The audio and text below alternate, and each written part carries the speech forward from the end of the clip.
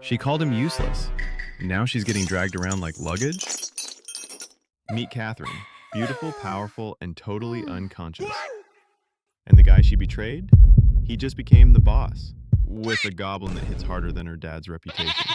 Stick around. This revenge story is as messy as it is satisfying. The tension began with a hero standing face to face with the supreme boss of a high-difficulty dungeon. The wingless dragon, Severumus, level 67. The entire party was exhausted while the dragon continued gathering energy in its mouth for a devastating attack. At that moment, the dwarf paladin realized he wouldn't be able to block the dragon's ability this time. But suddenly, something unexpected happened. A small green creature appeared, shocking everyone. It was a goblin with thin legs, a round belly, and a wooden club in hand, standing directly in front of the charging dragon. No one understood what a goblin was doing there. The dragon released its full power toward the creature, unleashing destruction across the battlefield. Yet, to everyone's disbelief, the goblin dodged the attack effortlessly, still wearing a wide grin on its face. The entire team was stunned. How could a mere goblin move so swiftly? Had it really just taken down the dungeon boss? What remained of the fearsome Keberumus was only half his body. The goblin had apparently killed the dragon with a single strike. No one could comprehend what they had just witnessed. One monster had killed another. They assumed the goblin must have been summoned by someone. Then, one of the party members pointed toward a hill nearby. There, a man stood smiling oddly. It became clear to them that he was the one who had summoned the goblin. To understand how this had happened, the story shifted to an earlier time. That same man was once a humble construction worker, carrying cement day in and day out. While working, he would often think about his place in life. He saw himself as a goblin, weak, expendable, and destined to remain in the low-level dungeons forever. He rested, reflecting on how others seemed to win the lottery in life while he was stuck at the bottom. As night fell, he looked up at the sky and muttered that no matter how much experience a goblin gained, it would always stay a goblin. Just then, he overheard a group talking about someone named Mr. Cha. They mentioned he had stopped showing up to work because he'd gotten a hidden class in some game. It was said this game could even help people earn real money. That game was Gate of Paradise, a full immersion virtual reality MMORPG that had become incredibly popular. It felt so real that many players forgot about the real world. However, the high-end technology was expensive, so people from lower-income backgrounds could only access it through cyber cafes. Even so, everything had a price. Eventually, real-world money started flowing into the game economy. In-game items became currency in real life. The game marked a turning point in the gaming industry. The man himself had once played it frequently until he had to quit and return to his real-world job.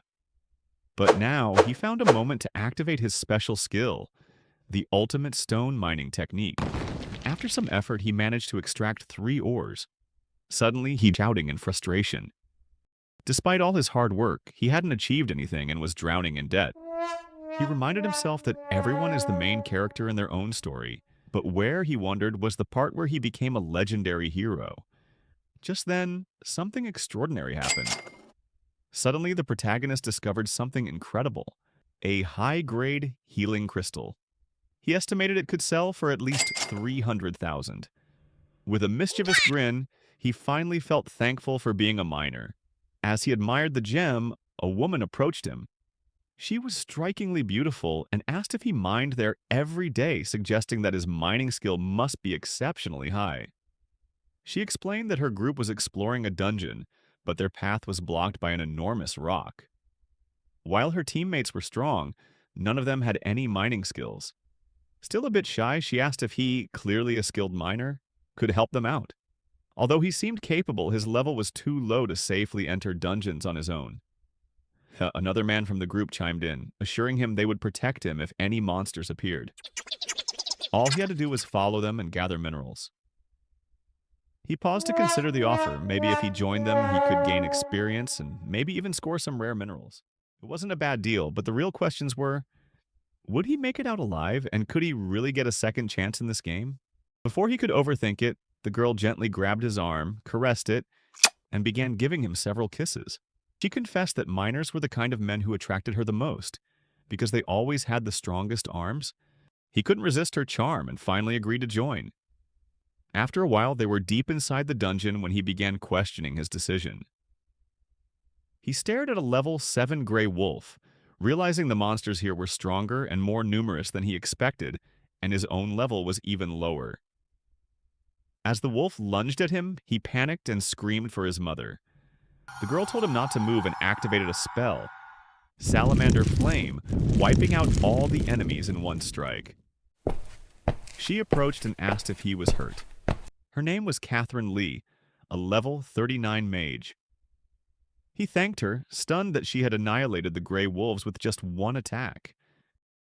She gently wiped her eyes and told him not to scare her like that again, and not to leave her side as it was far too dangerous. At that moment, he began to sweat nervously. Was she asking him to stay by her side? Forever? Could it finally be the romantic moment he'd always dreamed of? Meanwhile, another member of the party was casually dodging wolves with his hands behind his back. He remarked that they usually didn't explore dungeons like this. Then he unsheathed a staff and spun it, killing all the wolves at once with a skill called Giant Wheel Spin. That man explained their true purpose. They were here to check what was inside a rare ore that could only be broken with high-level mining skills. But now people like the protagonist were suddenly essential. Still, the protagonist wondered what exactly the man meant by people like him. Was he calling him an idiot? The miner grew irritated. He suspected they believed he had no combat abilities at all. So, determined to prove himself, he had an impressive amount of energy, but unfortunately still hadn't found anything valuable. The dwarf warned that if the ore didn't contain anything, the losses would be enormous. The protagonist insisted there was something inside, and that if he was wrong, he would personally pay for wasting their time in this stupid dungeon. But then, after cracking open multiple rocks, they uncovered something that left everyone speechless: a massive hidden gate. They had discovered a hidden dungeon. The protagonist smiled, thinking his class change might finally be within reach. But as he stood there, another member silently drew his sword behind him and activated PK mode, player kill. The miner was struck from behind with a powerful blow, dealing 480 damage. He could barely breathe. Catherine looked at him with a soft smile and said it was extremely rare to find a hidden dungeon in a low-level area like this. One of the men pulled the miner by the head as he asked if they had known all along. The man smugly confirmed they had. He said there was no way they would have wasted time otherwise. And just like that, the life of a naive and useful miner came to an end. Suddenly, the protagonist woke up. It looked like he was still inside the dungeon. Hadn't they just killed him? Then he noticed his advanced healing crystal had shattered. That meant he had indeed died and been revived. Now it was too late. The 300,000 he could have earned by selling that crystal was gone. He collapsed, crying and pounding the ground in frustration. He had died, revived, and was once again penniless. Then that massive gate began to open. The dungeon wasn't cleared yet. He realized something important. If those players thought he would just leave after losing his most valuable item, they were wrong. Fueled by vengeance, he began crawling into the hidden dungeon. The only thing on his mind now was changing his life. So he entered the hidden dungeon. He jumped in without knowing what awaited him. It turned out there were stairs, but his landing cost him 80 HP, leaving him with only 20. Inside, there's a massive goblin sat on a chair. This place was the Goblin Sanctuary, a hidden dungeon filled with goblins. But weren't goblins supposed to be weak, beginner-tier creatures? He looked around, puzzled by how quiet it was. Where was everyone? Soon he stumbled upon something on the floor, a hand. He looked down and found the broken body of the dwarf from earlier. What had happened to him? A message was displayed on the dwarf's corpse. Supreme Dwarf, if you can, use a skill to revive me. It seemed the dwarf had been holding on to the revive button just to avoid losing access to the hidden dungeon. Suddenly the system issued a sudden warning. Then a scream echoed through the air. The voice sounded familiar. The protagonist turned around only to see a giant hand crushing the same man who had betrayed him, and enormous feet stomping on the woman. Wait, wasn't this supposed to be a goblin sanctuary? That's when he saw it. Ginger, a grotesque level 80 monster with a giant worm-like head. Hideous didn't begin to describe it, and when it opened its mouth lined with rows of needle-like teeth, it got even worse. The monster placed the man into its mouth and began grinding him with terrifying force. The miner, who had never witnessed a real death before, was frozen in horror. After all, this was a game striving for ultimate realism, and that included pain. The system was designed to protect players from excessive harm, but against high-level enemies? That was a different story. He looked over and saw the woman pinned beneath Ginger's giant toes, screaming for help. He realized the truth. When a monster's level was far above yours, you felt everything, including pain. Panicking, he screamed that there was no way he was going to save that woman. He was helpless against such a monster. The trauma of pain didn't vanish just because you revived. It affected the nervous system, and it could even cause brain death. While Ginger continued its gruesome meal and reached for its next victim, the protagonist tiptoed around, trying not to make a sound. He couldn't let that thing catch him. As he sneaked away, he tried to shake off the guilt. They had betrayed him first. Now he was just trying to survive alone. But that's when something strange happened. The Goblin Lord noticed him and for some reason took a liking to his cowardice and weakness. As the miner wept, praying not to die, a system window appeared. Goblin Lord. He stared at the enormous goblin with skinny legs and a bulging stomach as it observed him closely. The miner admitted he was weak and cowardly. If only he were stronger, maybe he could have saved everyone. Even a little strength would have been enough to stand his ground. Now all he could see were people who had once held some strength, being completely annihilated. All he had ever wanted was a job where he wouldn't be looked down upon. He had dreamed of defeating monsters in dungeons, not being a pathetic miner. If only he had powerful skills like everyone else. He had grown up completely powerless. Striking his chest in frustration, he shouted at the Goblin Lord, asking if being weak was truly something to be ashamed of. Why should he be insulted for it? He yelled at the statue-like goblin, declaring that if he was weak, then why? And now, even in the game, a goblin pitied him? Frustrated, he shouted that he was a goblin now. So what? Suddenly the system responded. He had met the conditions for a hidden class change. He was now an honorary goblin, and even eligible for help from other goblins. The system asked if he wanted to switch to the Goblin Summoner class. He paused, staring at the notification. Was this really considered a hidden class? He rejected it, but the system registered his emotional resonance and finalized the class change anyway. He was now officially a Goblin Summoner. Meanwhile, the monstrous creature behind him, Ginger, was still hunting, and it was already too late to run. Activating his new skill, he summoned his very first goblin. A magic circle formed, and a grinning goblin emerged from the light, wearing that classic mischievous smile. He ordered the goblin to go and fight the monster, but something was different. This wasn't a normal goblin. It charged in with a club, and, as Ginger roared, the goblin landed a single blow to its stomach, so powerful that it split the monster in half. The summoner froze. He didn't understand, weren't goblins supposed to be weak? He had just earned a massive chunk of experience, and new skills too, one of which was Goblin Patrol. Even the summoned goblin had leveled up from that single attack. As the goblin absorbed all the experience points, its smile only grew wider.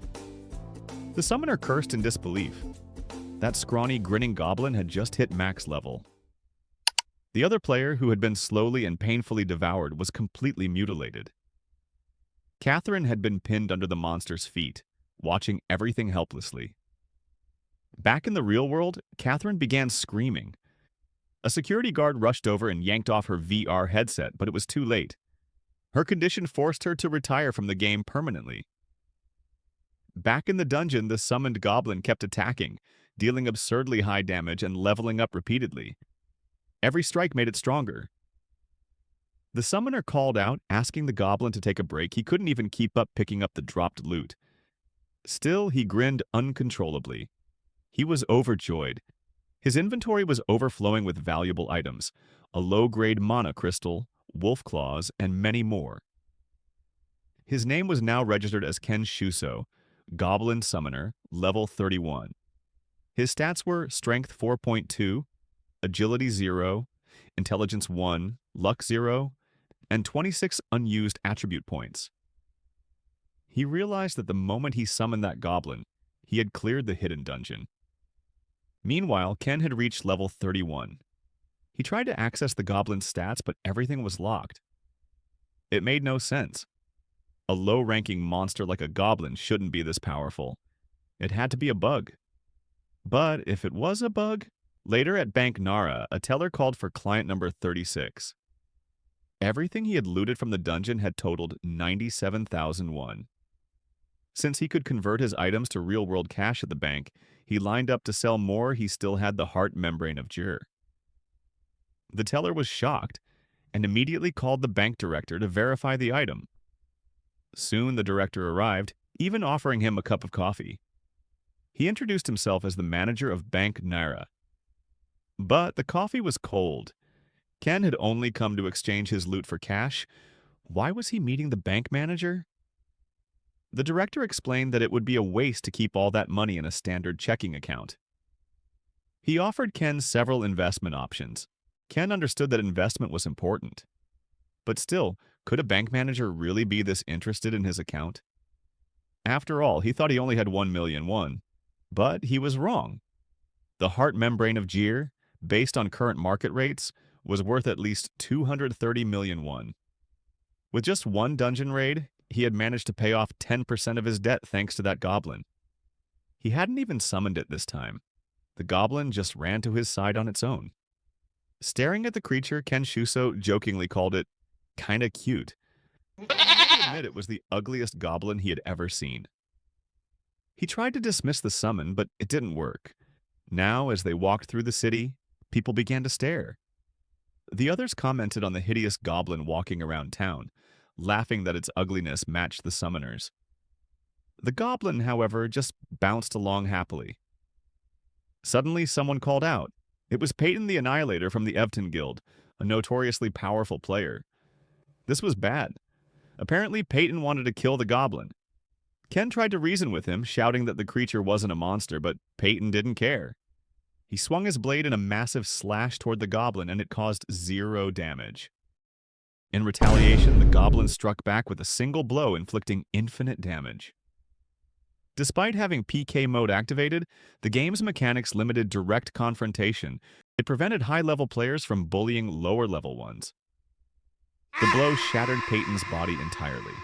The Annihilator had been annihilated. Ken panicked. If word got out that he had summoned this creature, he'd be in serious trouble. Then, the rest of the Evton Guild began to gather. There was Surge, a level 28, Yoonhyuk, a level 30 Executioner Assassin, Jihyun, a level 27 female archer, and the Speedmaster Assassin. They all came to avenge Peyton and destroy the goblin. Ken knew his goblin wouldn't lose to them, but wiping out an entire guild would cause major problems. He urged everyone to calm down, saying he'd handle it himself. But the assassins warned that if he interfered, they would kill him too. There was no way to stop the fight now. All Ken could do was warn them. If a famous guild ganged up on a single goblin, the whole city would see them as cowards. But the goblin ignored everything and launched its next attack using Stone Throw. The rock hit the Speedmaster square in the head, delivering a fatal blow. Everyone charged at the goblin. Ken ran alongside his summon. He had a max-level goblin and a bright future. He thought this game would be a paradise for him, just like its name. Gate of Paradise. As the chaos unfolded, an old man opened a nearby door and told Ken to hide inside. He promised to explain everything soon. Ken entered and the door slammed shut. The old man was Sir Gree the Cunning, a level 26 warrior. But moments later, Sir Gree rushed back outside, shouting that the direction Ken had chosen was a straight path to his own funeral. As Ken sprinted, the system began to send him notifications. Lord Goblin saw Ken's sneakiness and trickery as a tactical trait. The system awarded him a Goblin point. He'd once been labeled weak and cowardly, and now he was being called sneaky. But Ken knew he hadn't done anything. All he'd done was join a collection party only to be betrayed and ambushed. Now his anger boiled over.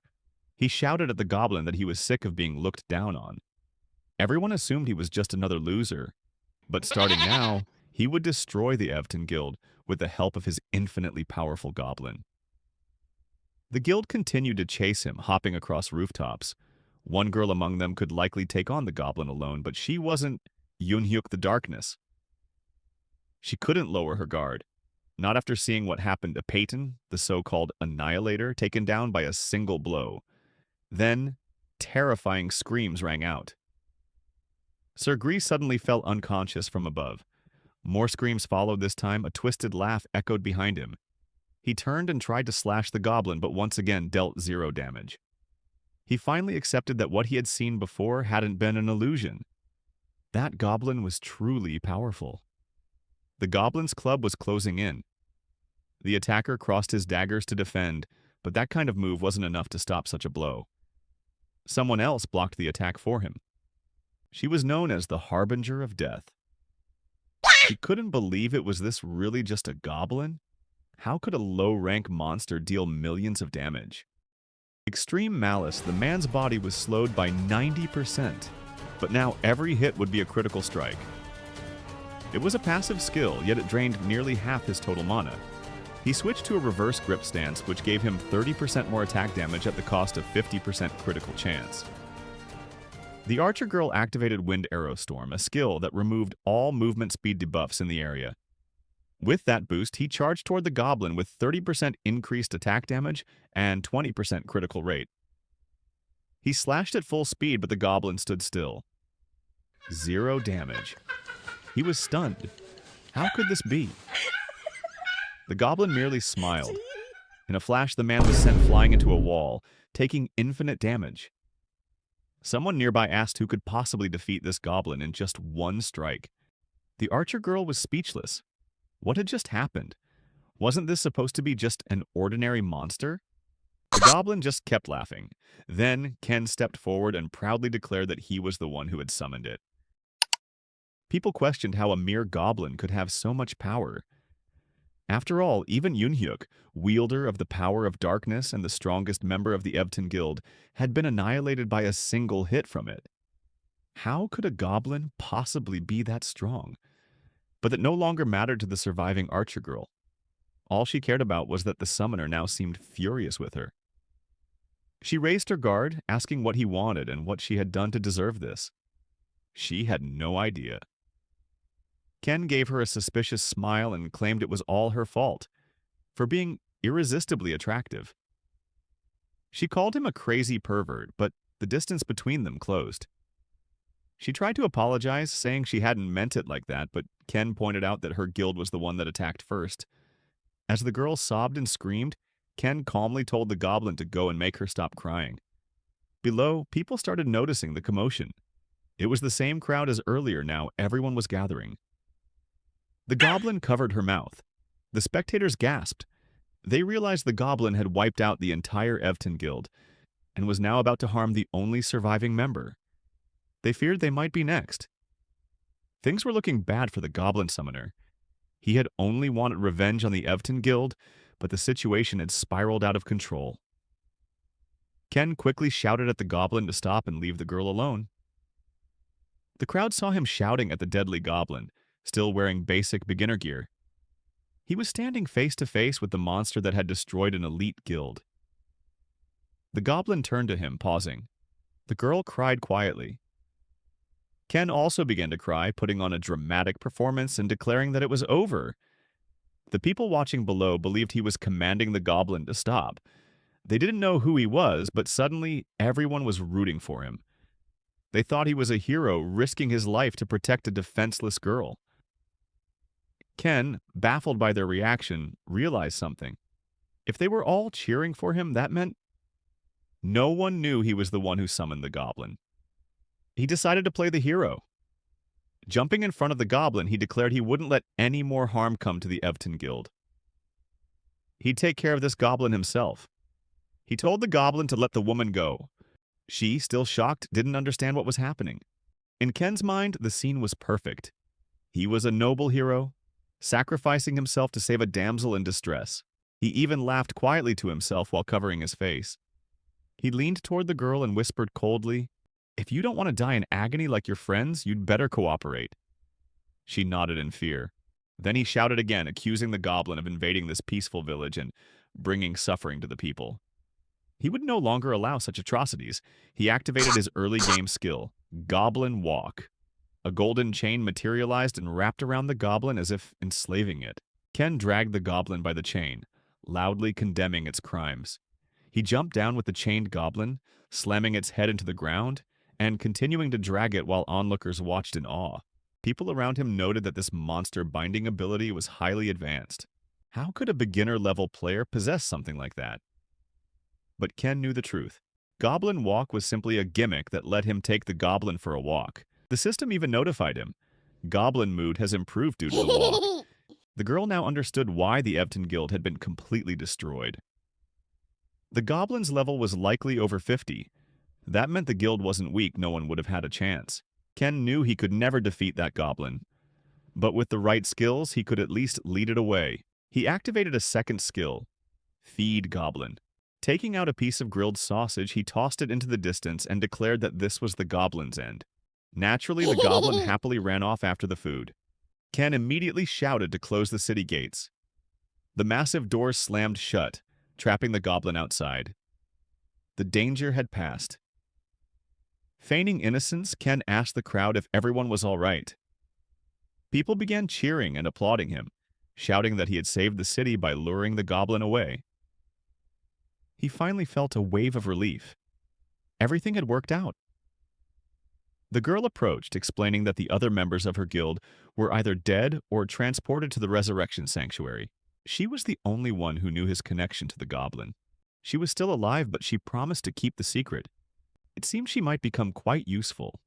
Ken had heard that in the holy ground of Pascal, people had infinite lives, protected from both monsters and players. It was considered a safe zone. He gave her a charming smile, but his voice dropped darkly as he whispered that if she broke her promise, he would kill her, wait for her to respawn at the sanctuary and kill her again. And again, forever. She screamed, No! And everyone nearby heard it. Sometime later, inside the fortress, Ken was lying down comfortably, muttering that things hadn't quite gone the way he intended.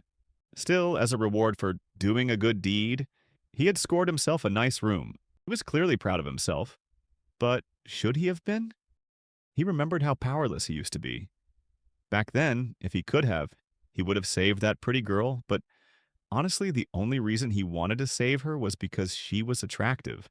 He almost forgot he had earned a goblin point from Lord Goblin. After all, that's how he became a goblin summoner in the first place. He had picked that class because he felt a strange familiarity with goblins. Now he was being rewarded again, this time for being labeled as cunning. Opening the goblin skill shop, he noticed all the skills were still locked except for one. He activated it.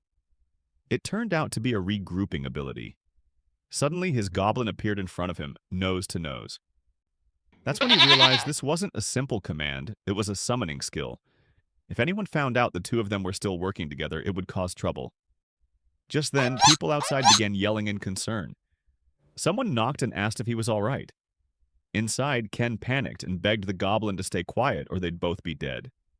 Lying beside his strange but loyal goblin, Ken thought, "This creature is just like me." He pulled the goblin close and hugged it, muttering that the world was full of idiots. Later, he returned to the guild hall, now packed with players. Some even recognized him as the guy who saved a guild member. The place was full, but his goblin wasn't with him this time to protect him. Someone thanked him for what he had done, even though Ken had made it clear he was no friend of theirs. Despite the thanks, the look in the man's eyes was sharp. He warned his companion Ji-hyun not to get too suspicious. Still, Ji-hyun couldn't shake the feeling.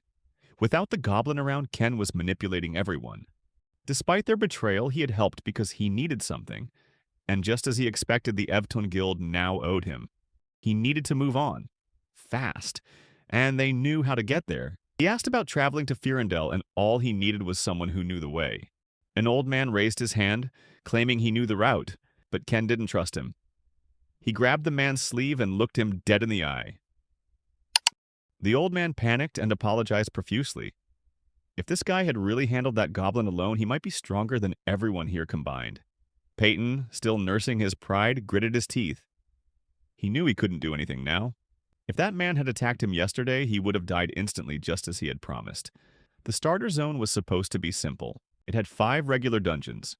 The grassy plains where slime spawned, the mining zone, the dark forest, the 3rd dungeon.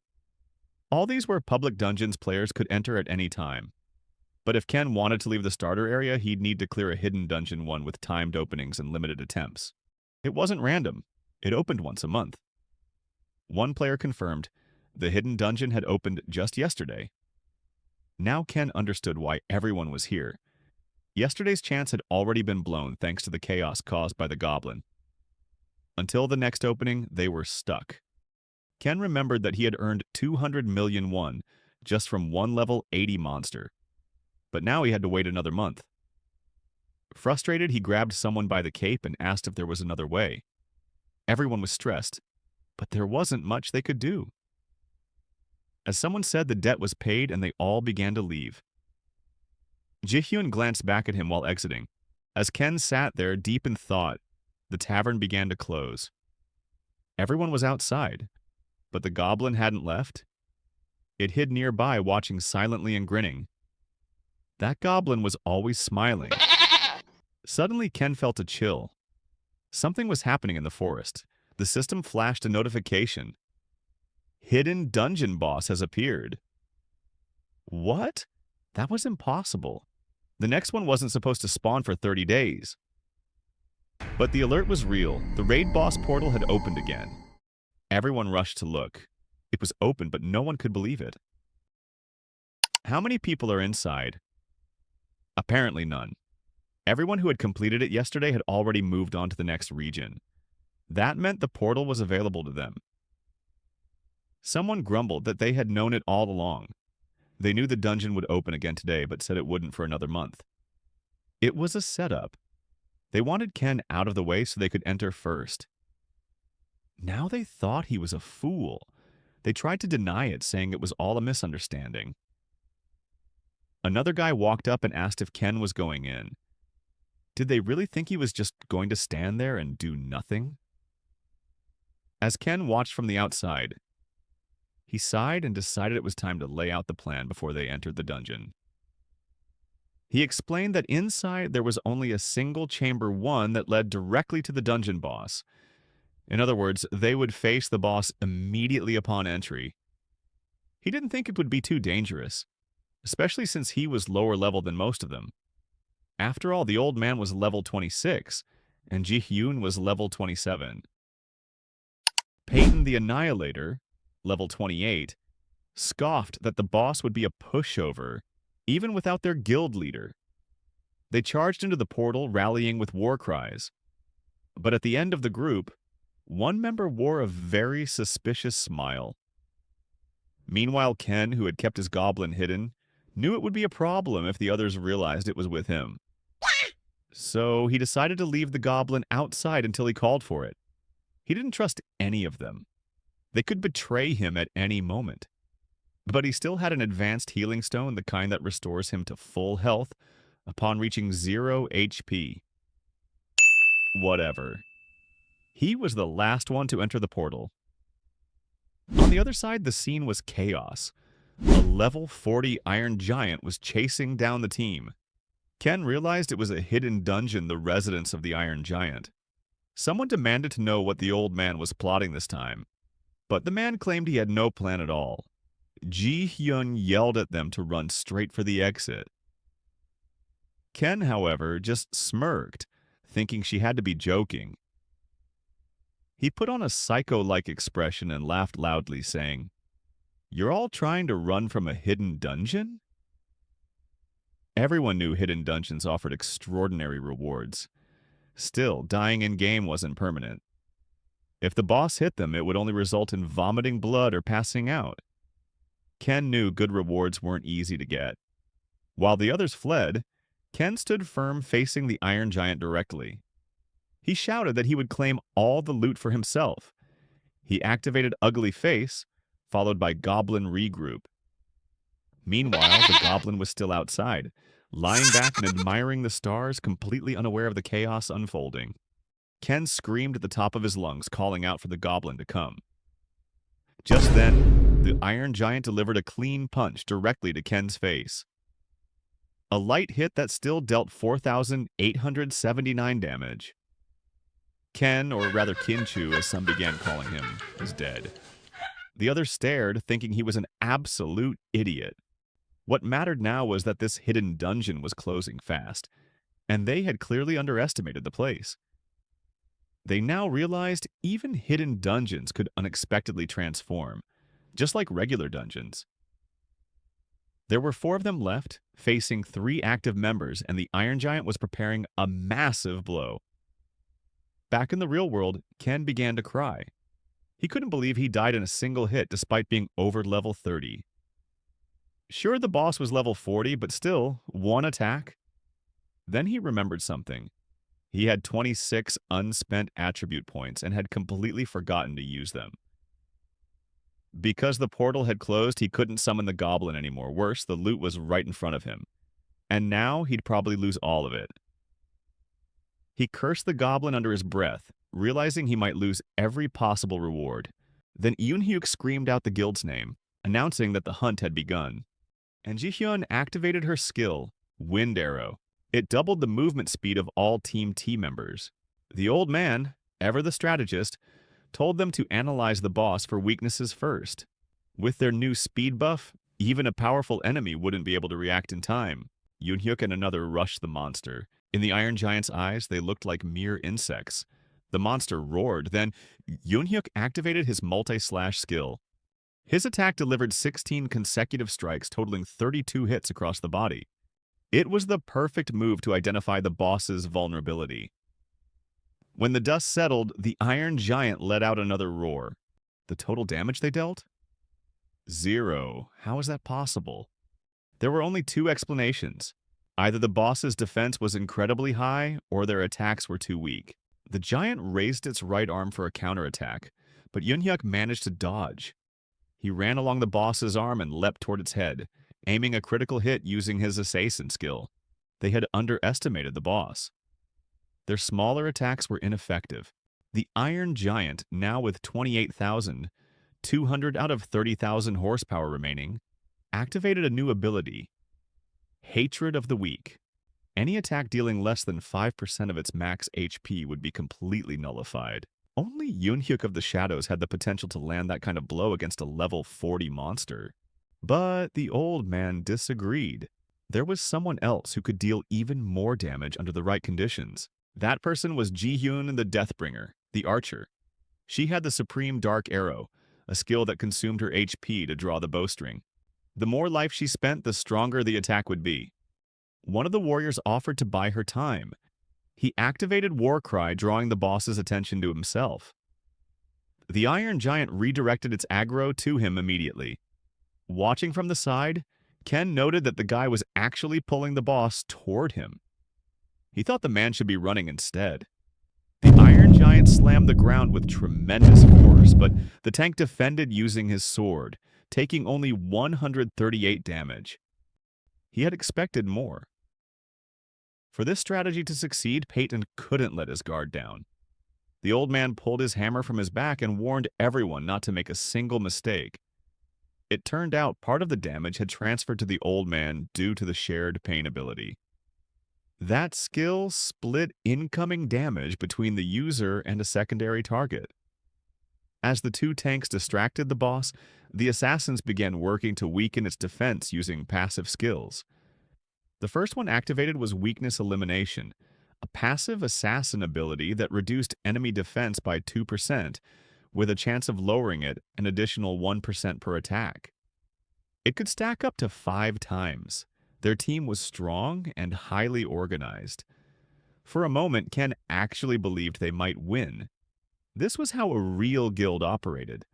If Ken didn't get up, the boss would be defeated, and he wouldn't gain any experience or loot. The Iron Giant raised its left arm to strike Peyton, but then suddenly paused. Peyton was confused. The boss had shifted its attention elsewhere. It had targeted another player. The Iron Giant struck a different man and stood up, clearly determined to stop any weaklings from interfering. It had chosen a new priority target, Ken. The boss roared and unleashed a massive area damage attack, obliterating the battlefield. The assassins who had been attacking were instantly wiped out. Their plan had been solid, but no one had anticipated Ken's revival at that moment. The attack had annihilated all the assassins. Peyton stared in horror as his teammates fell. He grew enraged, determined to kill the boss. The old man urged him to stay calm and keep his guard up. Peyton rushed the Iron Giant from behind, aiming to strike with Giant Slash, but before he could complete the skill, the boss turned and slammed him with a blow that dealt 3,890 damage. Part of that damage hit the old man as well, who took 2,456 damage. That was the end of his cunning. Peyton the Annihilator was dead. Sir Gree the Cunning was also dead. Ken shouted that none of it was his fault. All he had done was revive. The only assassin still alive was Yunyuk. He knew that monsters typically targeted healers and ranged attackers instead of tanks. The Iron Giant had only focused on Patton earlier because he had used a taunt ability. When Ken revived, the boss immediately shifted its target to the assassins. They hadn't even had a chance to react. Only 2 players remained. What now? Would Jihyun fire? An assassin next to her begged her to stay calm. Attacking now would ruin everything. Their passive skill had only stacked to 3 points. Not enough to kill the boss. He told her to keep charging her ability. It had to be a single, full-powered strike. Otherwise, they had no chance. She continued drawing her bowstring. The effort was clearly exhausting her. Ken wondered if there was anything he could do. She looked back and told him to stay quiet. Without his goblin, he was nothing but a nuisance. The words hit him hard. Why was she looking at him like that? Was it because he no longer had his goblin? His mind flashed with trauma. People had always blamed him for everything. But this time, he knew it wasn't his fault. He blamed them. They were the ones who prevented him from bringing the goblin. Even if he was weak, she was treating him like a last resort. While he plotted, the Iron Giant locked onto its next target, Jae-hyun. Just as the assassin had predicted, the boss had shifted its aggro toward the ranged attacker. He ran at the Iron Giant, activating Blade Fury and slashed its neck from behind, dealing 1,920 damage. The boss roared, unfazed. That hit meant nothing. But he didn't stop. He leapt off the wall, then used Twin Blade Fury mid-air for another 1,980 damage. Then launched off the ceiling for a third strike, 1,912 damage. He realized that after 3 critical hits, the boss would now mark him as a threat. The Iron Giant selected Yunhyuk of the Shadows as its target. It had 22,460 horsepower remaining. Even though they had stacked only 3 weakness debuffs, that attack should have worked.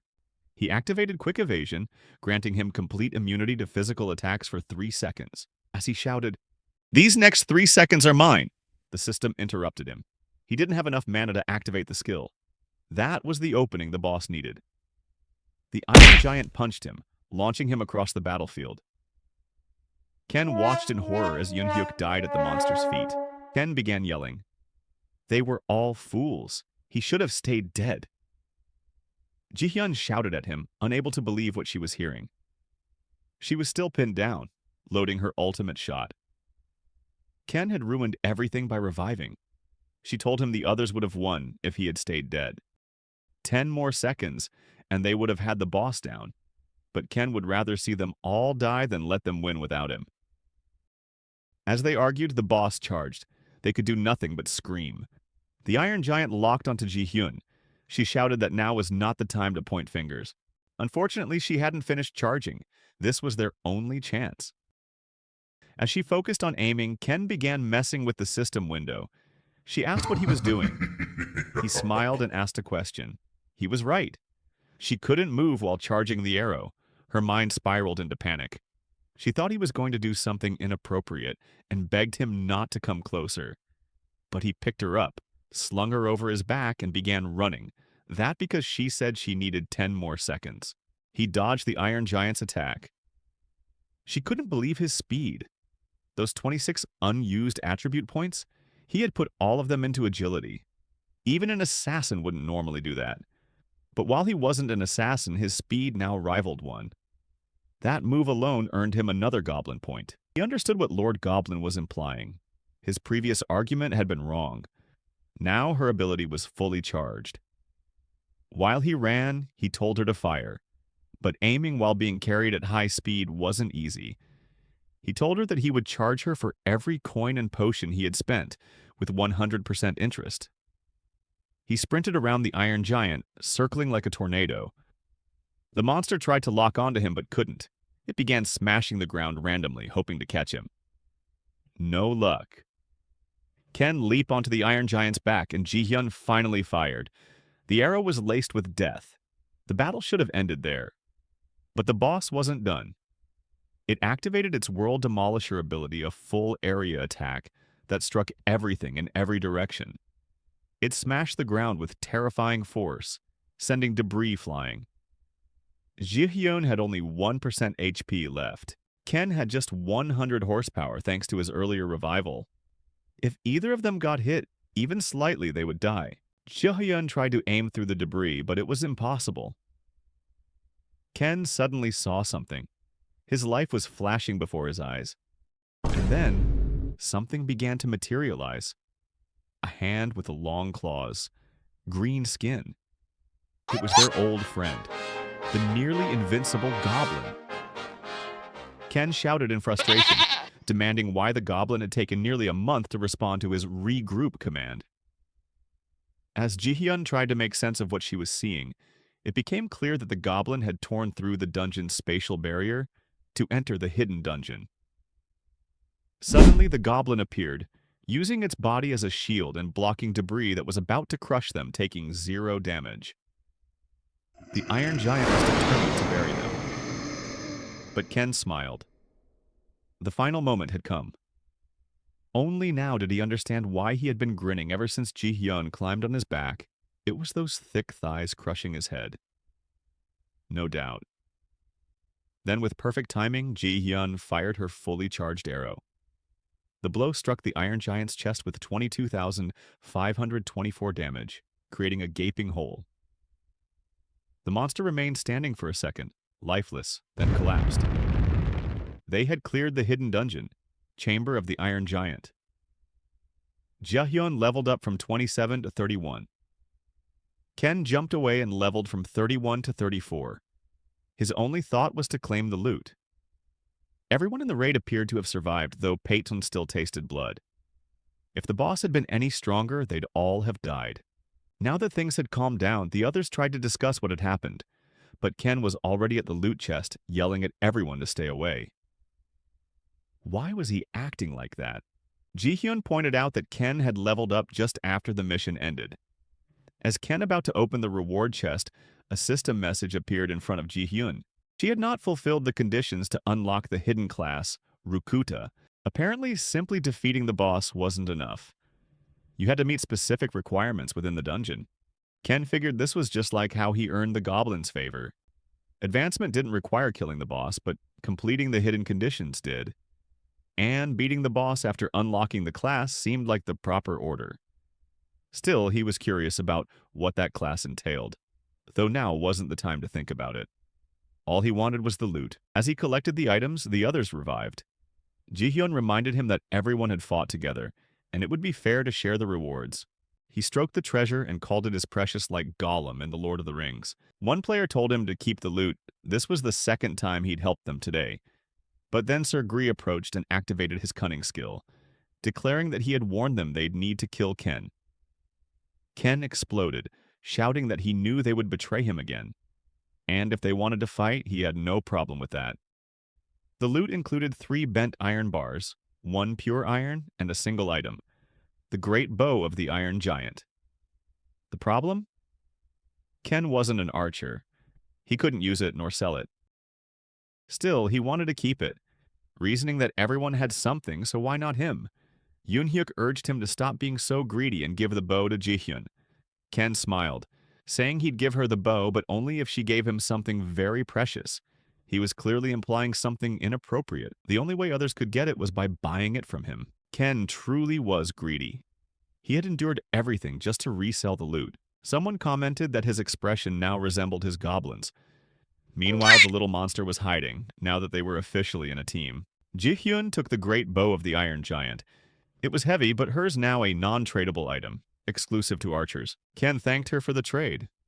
Yoon-hyuk remarked that Ken had a natural talent for being hated. Where would he go now? Obviously somewhere without people as strong as them. The Everton Guild left the area. Surprisingly, after all she went through with Ken, Ji-hyun still looked back and smiled sweetly at him. Ken Shuzo had cleared the raid. Even though he lost the unique bow, he obtained something better. A consumable item, the Thief's Gloves, which could steal any item once, even from someone at a higher level. He also picked up a raw ironstone. Just a while ago, he had been a miner, and while the others obsessed over the unique item, none of them realized the true value of what he had. That was all he needed, 3 bent irons and 1 pure iron. They had betrayed him twice. Now they would see. He traveled to Furundel in the Phoenix Bazaar, a city bustling with well-equipped players. The smell of money filled the air. But first, he had debts to pay and gear to upgrade. He had died from a single hit, even though the boss was 9 levels below him. He had been wearing trash armor, usable by level 3s with -1 defense. It was practically worse than wearing nothing. The goblin tugged at him, but he told it not to cause trouble again. And then, trouble arrived. A massive cat-like monster appeared, with a blue-haired girl riding on top. She remarked that she had never seen anyone summon a goblin before. She was Irene, a level 76 summoner. She asked if the goblin was his summoned creature. If she was riding that monster, then it too was likely a summon. She told him not to be afraid the monster was gentle. Its name was Michelle. But judging by that monster's face, Ken thought being afraid was the right response. He could tell that the girl was powerful without needing to fight her. Level 76 was nothing to laugh at. Not even the Even Guild could stand against her. As she petted her giant cat, she asked his name. He answered Ken Shuzo. But she was referring to the goblin. Had he still not named it? Yet she had just called his goblin cute. If he kept treating it that way, he would never bond with it. The goblin had assumed an aggressive stance just because Ken, its master, hadn't even bothered to give it a name. She said goodbye and hoped next time he'd have given his summon a proper name. He thanked her for the advice and apologized for not thinking of it sooner. Still, he didn't believe naming a goblin mattered. Sometime later, he visited an equipment store. The shopkeeper evaluated his gear and called it all garbage. Even a trash bag would be better. That was Humphrey, the foul-mouthed NPC. But that was exactly why Ken had come to buy something better. Humbly offered a hardened iron chestplate for 350 gold, roughly the price of air. Ken knew his summon was strong, but in his current state, if anyone even touched him, he'd die. He needed serious defense. He bought the armor. Humphrey grunted that the armor was made from top-tier iron, not for fools like Ken. It suited Humbly's personality perfectly. When Ken put on the armor, he couldn't move. Humphrey said that's why people like Ken were better off standing still. Ken's strength was only 4. The armor required 24 strength to use. When asked if he wanted to sell it back, Humphrey offered only 30 gold for it after just selling it for 350. He was being scammed by an NPC. Then Humbly had an idea. He asked Ken to wait while he searched for his hammer. Without it, he couldn't forge anything. Eventually, Humphrey explained that his forging hammer was in the underground canal dungeon at the edge of town. He asked Ken to retrieve it. That triggered a new quest. Humphrey's problem: retrieve the forging hammer. The reward? The ability to process materials into armor. Now it all made sense. That's why boss drop materials were so expensive. If he could process them, he'd gain access to extraordinary equipment. So the hammer was in the underground canal, and Ken accepted the mission. Unlike before, this time he didn't have to worry about teammates. He could finish it quickly, maybe in less than 30 minutes. Just then, Humley shouted for him to hurry and warned that failure meant death. So it looked like he wouldn't be going alone after all. Trusting his life to a guy who couldn't even wear armor. Yeah, best if Humphrey tagged along. Ken looked irritated he was being forced to bring along a level 13 burden.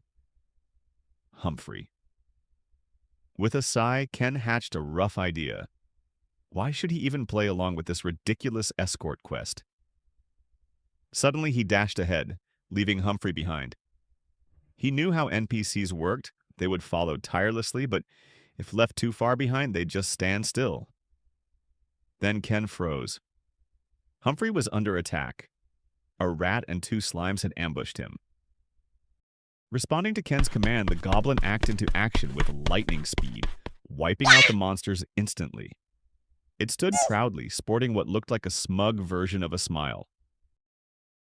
Trying to act mighty, Humphrey proclaimed the enemies were no match for him. Ken, however, looked like he was 1 second away from beating this NPC up for good. Then Humphrey sensed something. "Oh, it's over there," he shouted and charged ahead recklessly, leaving Ken behind again.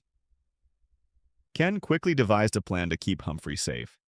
He ordered his goblin to eliminate every single monster in their path. As they approached a horde of enemies, Humphrey cursed them, accusing them of stealing his hammer. Just as he prepared to unleash his secret skill, the goblin wiped out the mob in a single swing. Humphrey, left stunned, didn't even get to act. Ken smiled with pride. His goblin was doing excellent work. Humphrey, on the other hand, quietly fumed, feeling belittled. He released his war cry, a skill that provoked every monster nearby. The Skeleton King awoke. With his undead minions, he began marching toward Humphrey. Ken was beyond pissed. His goblin picked up a stone and, in a flash, hurled it like a comet, instantly annihilating the entire skeletal mob. 3 hours passed.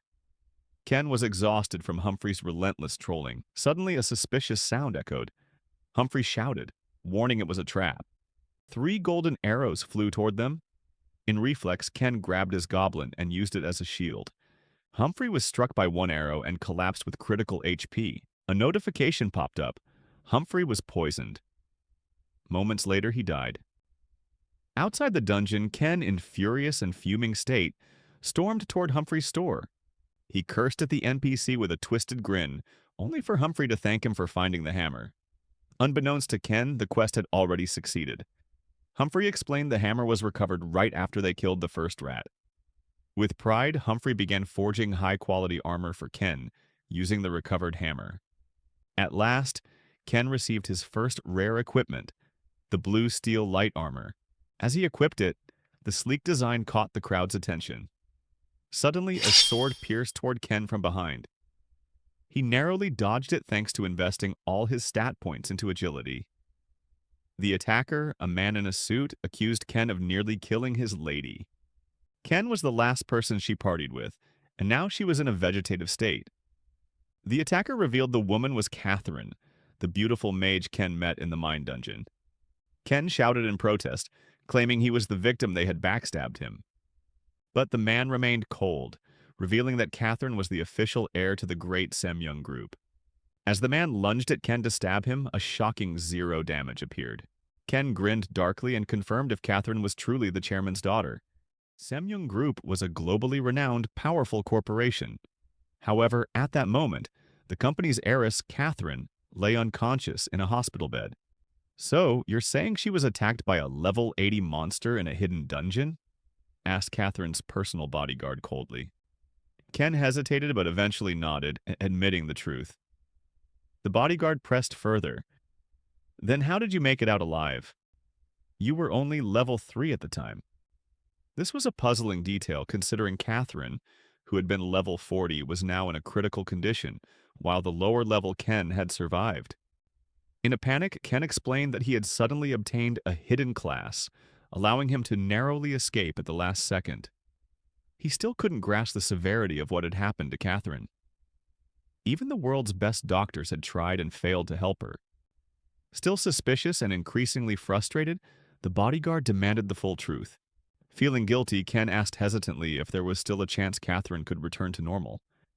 But no medical professional had an answer. They could only wait and hope she would wake up.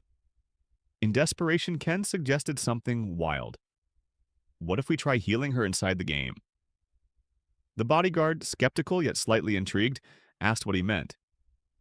Ken, seizing the moment, confidently fabricated a story. He claimed that in the United States, a similar situation had occurred where a family, completely hopeless about their unconscious child's recovery, had logged the child into the virtual world of Heaven's Door. Miraculously, the child had awakened.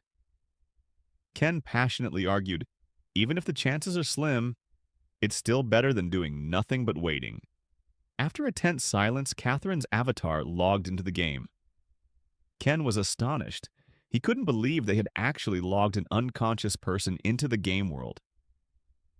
Quickly realizing the gravity of the situation, he began plotting how he could convincingly awaken Catherine, even though his previous claims were entirely fabricated. Yet deep down, Ken hoped that pulling this off would earn him the title of a hero who saved the heiress of a megacorporation. Meanwhile, his goblin simply stood by his side, smiling happily as always, oblivious to Ken's exaggerated claims. Ken gazed at Catherine dramatically, convinced he was destined to save the princess-like figure. Even though Catherine's eyes were vacant, it seemed to Ken as if she might somehow hear every word of his rambling. Without much thought, Ken devised a method to transport Catherine's avatar, who obviously couldn't move on her own. "This should be fine, right?" he muttered uncertainly. He then ordered his goblin to drag Catherine by a golden chain tied around her neck. Immediately, nearby players began harshly criticizing him. "He's using a goblin to enslave a woman!" Panicked, Ken tried explaining to everyone that Catherine was someone very close to him, but his pleas fell on deaf ears. The crowd only responded with disgusted looks and accusations. In the midst of this chaos, a familiar voice called out urgently to Ken. "There's no time to explain. Come quickly." It was Sir Gree the Cunning. He revealed that Ken was indeed the goblin's master. Sir Gree explained he was currently separated from the Everton Guild and was working alone. Curious, Ken asked if Sir Gree had any useful information about the city of Fjorndel. A few moments later, Sir Gree found himself with a swollen, bruised face, courtesy of Ken's punch. It turned out Sir Gree didn't actually know anything useful. All he knew was that a raid boss would only appear if certain special conditions were met. Sir Gree asked curiously, "Why are you so obsessed with dungeons anyway?" Ken replied simply, "I obviously need money." Sir Gree mentioned another possibility. Apparently there was a location in Phoenix El Basar where adventurers could obtain main quests. This revelation excited Ken greatly as he realized main quests would be key if he wanted to quickly move into higher-level areas. In his excitement, Ken suddenly realized Catherine, who had been by the goblin's side, had vanished. The goblin simply stood there, chuckling innocently. Ken's face contorted into his iconic Titan face expression as rage overtook him. Meanwhile, Catherine had been kidnapped by two shady men. Observing her unconscious but beautiful avatar, they greedily whispered about her expensive-looking equipment. Approaching her, they spoke in crude voices, promising her a taste of real pleasure. Elsewhere, Ken sprinted desperately through the streets, panic overwhelming him as he feared Catherine's life was in imminent danger. Suddenly, a communication monitor popped up, revealing Catherine's personal bodyguard. "Is the young lady safe? I want to see her condition right now," the bodyguard demanded urgently. Ken hurriedly insisted, "I'm still doing something important with her," quickly ending the call and leaving the bodyguard fuming. Nearby, an elderly man calmly remarked, "It's fine. Let him handle it. What's the worst that could happen?" That elderly man was none other than President Han Kamoon himself, Catherine's father, who seemed oddly confident in Ken's unconventional methods. Frustrated and confused, Catherine's personal bodyguard confronted President Han Kamoon, asking sharply why he would entrust his daughter's safety to someone like Ken. However, the president remained calm explaining he had long understood Catherine's condition was beyond medical help. No matter what treatment they pursued, nothing would change. Throughout her life, Catherine had willingly chosen only one thing: heaven's door. The president was convinced this game was the only place she could find true freedom, something the hospital could never offer her. Meanwhile, Ken desperately sprinted through open fields alongside his faithful goblin, muttering anxiously to himself about finding a way to track down Catherine. Then, a sudden realization struck him. He recalled a unique skill available in his goblin skill store: goblin throwing, an ability allowing him to hurl the goblin toward any chosen destination, effectively turning it into a living radar. Striking an overly dramatic pose, Ken grabbed his goblin firmly, as if holding a ball, and with all his might he launched it high into the sky. The goblin soared through the clouds like a missile, swiftly pinpointing Catherine's direction with a clear gesture. Ken confirmed the direction, his face twisted into a comical, meme-like expression. Immediately, Ken rushed toward the indicated location. There he finally spotted Catherine. His jaw dropped open in shock, frozen momentarily by her state. Two kidnappers stood nearby, their usernames clearly visible: Knifisma and Together With You. They glared at Ken disdainfully, viewing him as little more than some pathetic NPC with an ugly face. Outraged, Ken shouted, "Who the hell are you?" One kidnapper mockingly replied, "We're two handsome heroes rescuing a lady in distress." Without hesitation, the kidnappers attacked Ken. But before their blows landed, Ken's goblin swiftly dashed forward, effortlessly annihilating them. "Serves you right, you idiots," Ken muttered coldly under his breath. Just then, alerted by the commotion, a nearby city guard began approaching the scene. Ken dragging Catherine away, bound by a chain around her neck, his infamous ugly expression twisted into something deeply unsettling. The guard approached quickly, accusing Ken of killing two people and kidnapping a woman. Ken immediately protested, insisting that it was all a misunderstanding. However, secretly, he wondered if it might be easier to just eliminate the guard to avoid wasting further time. Before Ken could act, someone unexpectedly wrapped an arm around his shoulders. It was Sir Gree, who acted unusually friendly. Sir Gree whispered calmly to Ken that killing an NPC would lead to severe repercussions. They would become fugitives and be relentlessly pursued by the game's NPCs. Taking control of the tense situation, Sir Gree stepped forward and attempted to negotiate with the guard. With confident ease, Sir Gree activated his special skill, NPC gifting, offering the guard gold as a bribe. The guard rejected this offer angrily, proudly stating he was a man of integrity and could not be bought. As punishment for their attempted bribery, the guard arrested Sir Gree instead of Ken. Surprised by this outcome, Ken remarked thoughtfully, wondering aloud if perhaps Sir Gree was genuinely a decent person after all. Later, Ken found himself stuck outside a castle entrance, irritated and loudly questioning why he wasn't allowed inside. Suddenly, a young man dressed in yellow approached him, advising Ken not to waste his energy. The castle gates wouldn't open for some time. The young man dramatically introduced himself, declaring confidently that he was a god, an exclamation mark humorously floating above his head. The self-proclaimed god eagerly began to narrate, "You must be new around here, aren't you? I see adventure burning in your eyes. Why don't you help me out?" Ken impatiently spammed the skip button to move past the lengthy explanation. Eventually, he accepted the quest after the young man promised entry into the castle upon completion. The quest involved retrieving the golem's core from the lost ruins. Inside the dungeon, Ken grumbled irritably, "You could have warned me earlier that this dungeon was full of traps." Normally, his agility would have made such a place trivial, but now he had to carry the unconscious Catherine with him. Ken quickly devised a strategy. He would navigate ahead through the traps first, and then summon his goblin using the rally skill. Assuming an exaggerated running stance, Ken deftly leaped forward, dodging traps effortlessly, then called out dramatically. Instantly, the goblin appeared with impressive speed, proudly grinning at his own quick arrival. Only then did Ken sarcastically realize a critical oversight. The rally skill only summoned goblins, meaning Catherine, still connected by a leash around her neck, was dragged recklessly across the ground toward a pool of bubbling lava. As she was about to dive into the pool, panic surged through Ken as he shouted frantically to his goblin to do something. Reacting immediately, the goblin used brute force to yank Catherine away from the edge of the lava pit, pulling her back roughly like a caught fish. The situation quickly turned absurdly comical. Unable to watch the chaotic scene unfold, Ken shut his eyes tightly. When he opened them, Catherine had landed safely, but she resembled a dying fish, flopping helplessly on dry ground.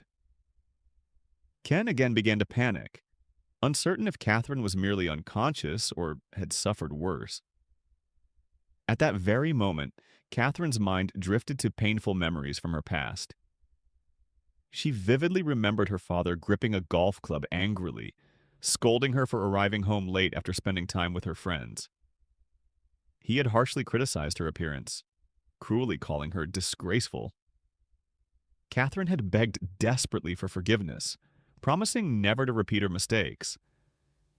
Tearfully, she had pleaded for her mother's help, but her mother only stared blankly from afar, coldly whispering that Catherine was her greatest failure.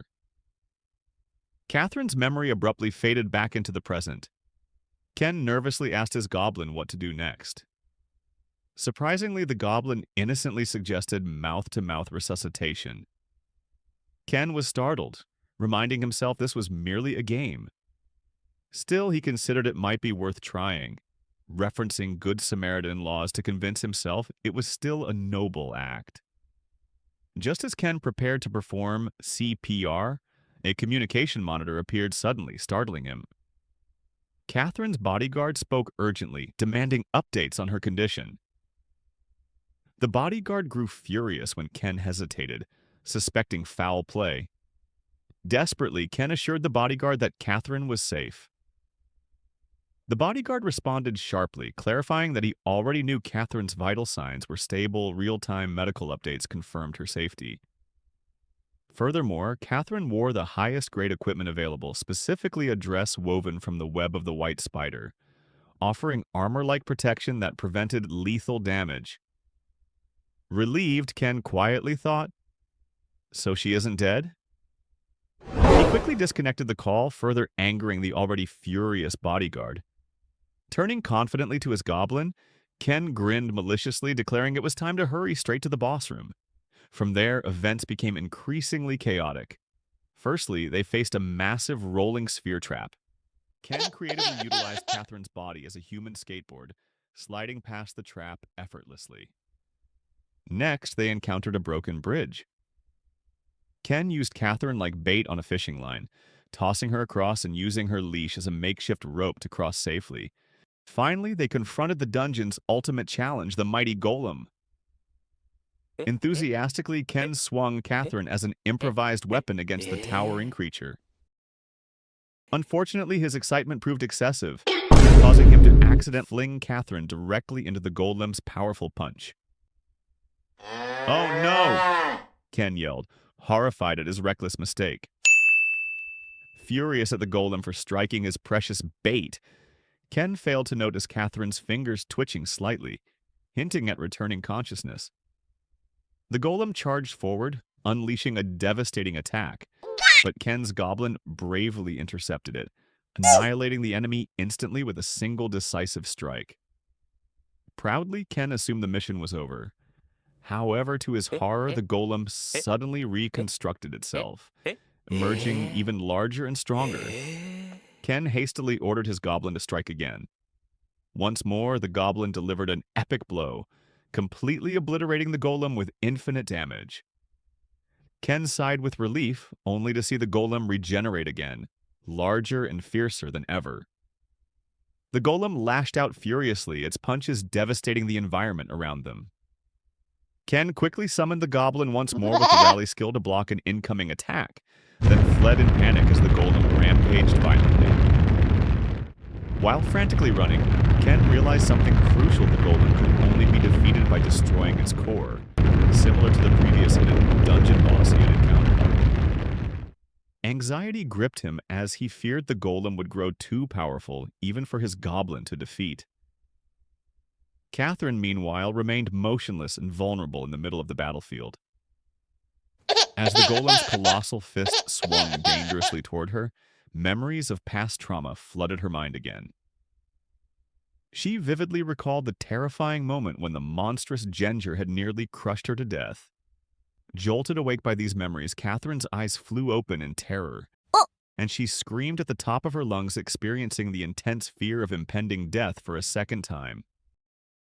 While the room sending shockwaves through the ruins, Ken, in a panic, bites his fingers as he tries to process what just happened. It wasn't supposed to be a fatal hit, but the dungeon boss is going berserk, slamming the ground wildly like a madman. Ken became more even panic, and then Catherine shows up behind Ken. She starts yelling, "This is crazy. Where is she? And what the hell is happening?" It turns out she has activated one of her abilities, escape. Ken freezes in place. She's actually awake. His mind races to the one thing he doesn't want her to remember, that he used her unconscious body as a skateboard. Still, none of that matters right now. What matters is she's alive. He just saved the heiress of one of the most powerful corporations in the country. He's sure he's about to be rewarded with something worth more than a small nation's fortune annually. He stumbles over to her, posture like a people pleaser, and trying to explain everything. He tells her she lost consciousness during a monster attack inside a hidden dungeon. He claims he had direct authorization from the president to help revive her. But mid-sentence, the golem punches him, hard and flying through the room. Ken flies and crashes to the ground, groaning. Even while lying there in pain, he mutters, wondering if a little warning before the punch would have been great. By the time he looks up, Catherine is crying out in panic. She's terrified, screaming that if her father finds out she re-entered Heaven's Gate and kept playing, he'll literally kill her. Her fear isn't exaggerated, it's real. Then the scene cuts to the real world. Catherine's body stirs in her hospital pod. Her butler rushes in, alarmed, while doctors observe her vital signs. They confirm she's regaining consciousness, but she's also in a highly agitated state. Her body trembles. The family butler instantly suspects Ken. He's convinced the boy must have done something fun with her. The medical team debates whether they should force a system cutoff to snap her out of the game, but another doctor warns against it. The connection between pain and physical sensation is too tight. Cutting power might send her into another coma. The butler reminds them to not touching the pod. Instead, he decides to log in himself and will locate Ken directly. Back inside the dungeon, the golem boss fires a barrage of stone missiles toward Catherine. As she turns, her mind frozen in terror. She's convinced maybe she will die here. But just in time, Ken's goblin leaps in and shields her from the blast. Ken yells at her to stop running. There's no way she can outrun a golem on foot, but she's already collapsed, trembling on the floor, repeating through sobs that she's scared. Again and again said she is scared. Ken is completely thrown off. What the hell is going on with this girl? He thinks for a moment. Most would expect him to charge at the boss and end it, but instead, with smart mind, Ken tells his goblin to shut her down. Just before the goblin can do anything crazy, Catherine looks up, eyes all glassy with tears, and pleads, "Please, help me." She's desperate, says she doesn't care what connection Ken has with her dad. Hell, she'll make it worth his while. Maybe something fun, she hints. But what she really means, money, big money. She swears she'll pay more than her father ever could if he just gets her out of this nightmare. And Ken, his eyes practically turn into gold coins, without skipping a beat. He's like, "No, say less. What do you need? I got you." To him, this is still just a game, but to her, this is life and death. She ain't playing. She doesn't care how messy it gets. She just wants to live. "Kill them," she cries. "All of them. My team, the staff, everyone. Just make it stop." She's shaking, sobbing, broken. This ain't some damsel in distress act. This is real pain. Then, right as the goblin lifts his hand, probably about to knock her out, a loud voice cuts through the screen. It's the butler, absolutely losing it. He's yelling at Ken to hand over Catherine, saying he's logging in right now to pull her out personally. Ken waves it off like it's nothing. Tells the goblin to forget her and focus on holding off the damn golem instead. Then, with a cocky grin, he grabs Catherine's chin and says something wild. "Whatever I'm doing must be working, 'cause this all feels smoother than baby butt." He tells the butler to chill. He's not kidnapping her. He's helping her recover. But the butler ain't buying any of it. From his side, she still looks knocked out cold. He's worried this might be some kind of real-life seizure. The warnings?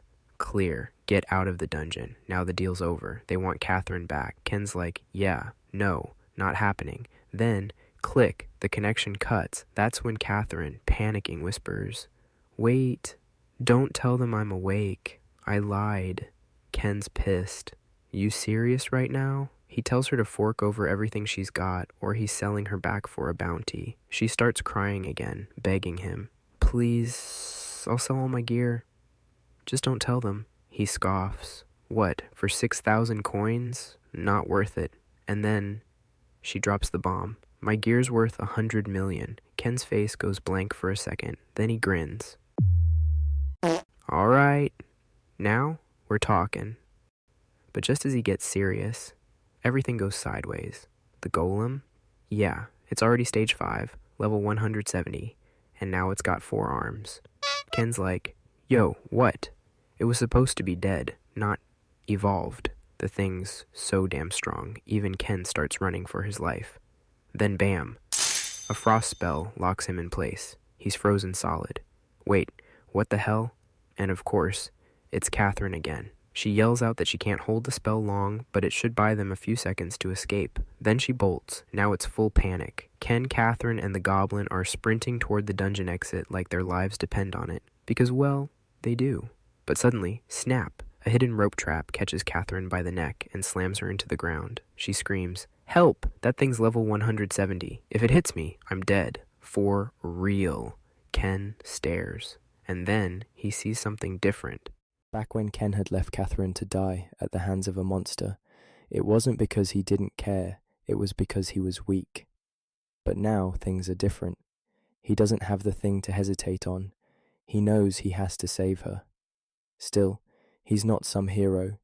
If he gets hit even once by that over-leveled monster, there won't be any backup plan, no medics, no healing items, no miracle. Just a cold death in a hospital bed, forgotten.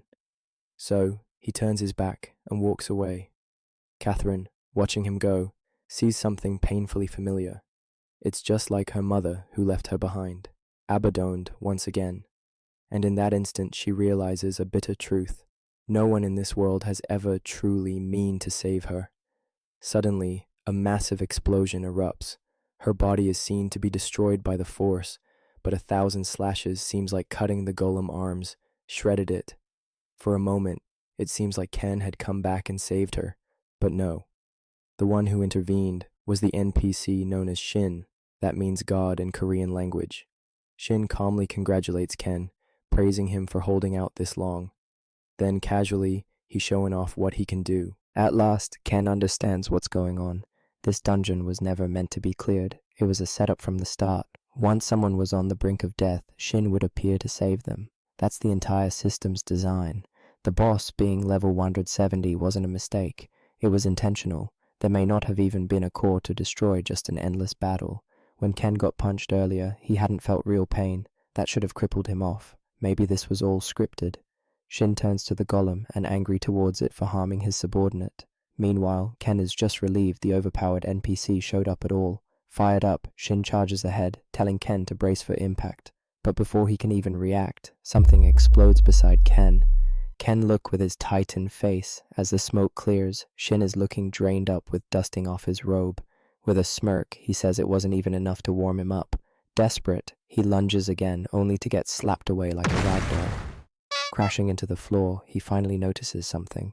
This so-called god is only level 70. Now it all makes sense. This dungeon was designed for players between level 30 and 40. So when someone as powerful as a level 70 NPC shows up, he really does seem like a god. The golem, on the other hand, was never meant to go beyond level 45. But Ken, with his overpowered summoning skill, had pushed the boss to evolve, turning it into a level 170 monster.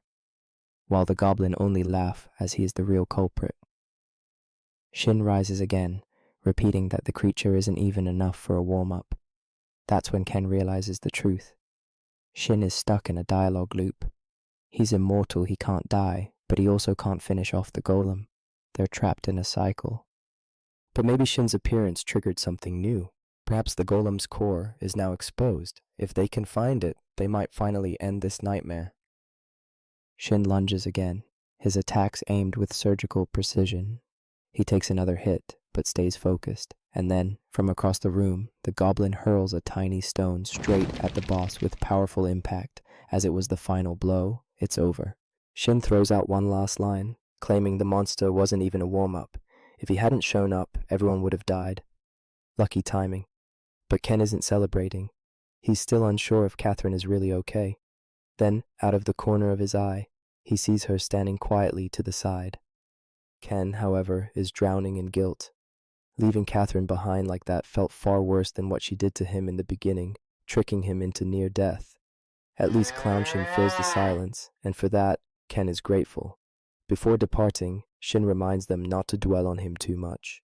He exists on a higher plane. With that, he walks off, pausing only when he reaches the next quest point. Silence settles between them. Ken, awkwardly glancing at Catherine, finally works up the courage to speak. He wants to admit it, everything that happened back there was his fault. But just as the words leave his mouth, a presence approaches. Catherine's father appears, stating calmly that it looks like his daughter is finally awake. Ken has no idea who this man is, but his overwhelming aura says it all. This guy is very freaking powerful. Catherine immediately reacts, in horror she asking why her father is there. Kimoon, her father, responds coldly. He says he knew she was conscious the moment she had that convulsion. He's been worried sick day and night, and yet here she is, acting like an adult, wasting time in some childish game and dragging others down with her.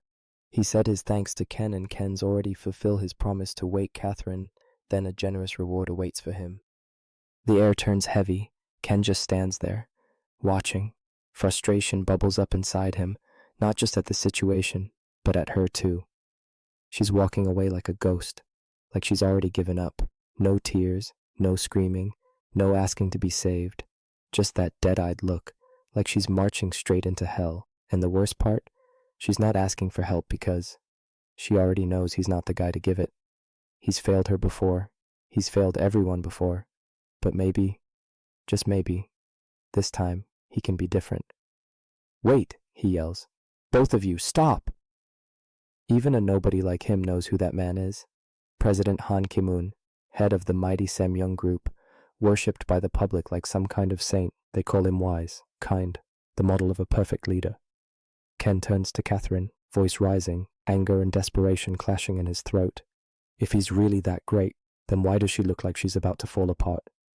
He takes a step forward, grabs her arm and shouts, "She's coming with me!" But that's the version playing in his head. Reality? He doesn't move an inch. He just stands there, silent, helpless, watching her walk away. Because deep down, Ken knows he's not the hero, he's the coward, the guy who always breaks promises, the one who couldn't even save himself, let alone someone else. What right does he have to pretend he's someone worth saving? Around him, whispers ripple through the crowd. Wait, is that the Night King? The one from the trio that took down the Duke? Suddenly, cheers break out. For Kimoon, of course. Then someone shouts, not so subtly, "Yo, who's that hot girl next to him?" Without skipping a beat, Kimoon replies, "She's just someone I'm grouped with." But then, he looks at Catherine, eyes sharp and cold, and drops the bomb. She better think twice about how people see him, and what it would mean if they found out she's his daughter. The shame, the headlines, the disgrace. More people pass by, bowing and cheering like Kimoon's royalty. And Ken? He's still rooted to the spot, frozen. Someone shoves past him. "Yo, move! You're in the way!" But Ken doesn't budge, his mind spinning. So it's true. She really is his daughter. And yet, even knowing that, even knowing the hell she's been through, he still can't bring himself to say her life's worse than his. So why does he feel this guilt? Why does it feel like he's the one who failed? He groans to himself. "I haven't even paid rent this month, man." Then, out of nowhere, a voice echoes up from below. "Yo!" Ken jumps, startled. He spins around. "What the hell? Sir Gree? What's that scumbag doing in the sewers?" Turns out, Yep, Sergei's literally down there, grinning like a weirdo. He casually explains he escaped the guards and now lives underground, like literally beneath the streets. And get this, he's proud of it. From down here, you can see things you cannot see from above. Yeah, he's clearly talking about peeping under skirts. Creep level, maxed out. Ken rolls his eyes. Dude, you're a full-on criminal and a perv. But Gree ain't done yet. He leans in, voice a little more serious. That girl with the president, she didn't look like a teammate. She looked hurt.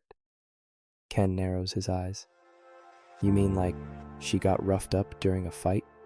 Nah, man, you're not getting it. In this game, pain is just signals to your brain. Your real body doesn't take damage.